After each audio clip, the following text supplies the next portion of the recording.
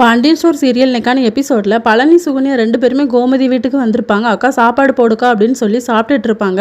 அப்போ நிம்மதியே இல்லை அப்படின்னு சொல்லி கோமதி புலம்பிக்கிட்டு இருக்கும்போது சரவணன் ரொம்ப கஷ்டப்பட்டுட்டான். அதனால் பேசாமல் அவனுக்கும் தங்கமயிலுக்கும் டைவர்ஸ் ஆகட்டும், அதுக்கப்புறம் அவனுக்கு பிடிச்ச பொண்ணை பார்த்து நம்ம கல்யாணம் பண்ணி வைக்கலாங்க்கா அப்படின்னு சொல்லிட்டு மீனா ஆஃபீஸில் வேலை பார்த்துக்கிட்டு இருப்பாங்க.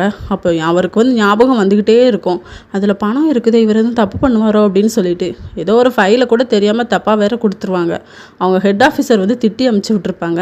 அதுக்கப்புறமா இது சரி பண்ணி கொண்டு வாங்க அப்படின்னு சொல்லிட்டு இன்னொரு பக்கம் நம்ம செந்தில் அவங்க மாமனாரை பார்க்குறதுக்காக போவாங்க. அங்கே போய் சொல்லுவாங்க, பணத்தை பார்த்துட்டா மீனா, நான் இது சேவிங்ஸு சொல்லி சொல்லி வச்சுருக்கேன் அப்படின்னு சொல்லிட்டு. அப்போ பணம் அங்கே வச்சா சேஃப் கிடையாது, நீங்கள் எடுத்துகிட்டு வாங்க, என்கிட்ட தாங்க, அதுக்கப்புறம் பார்த்துக்கலாம் அப்படின்னு சொல்லிட்டு செந்திலும் வீட்டுக்கு போய் அதை எடுத்துகிட்டு அவங்க மாமனார்கிட்ட கொடுத்துருவாங்க. இனிமேல் நீங்கள் லஞ்சம் வாங்காமல் இருக்காதீங்க மாப்பிள்ள, வாங்குங்க அப்படின்னு சொல்லுவார்.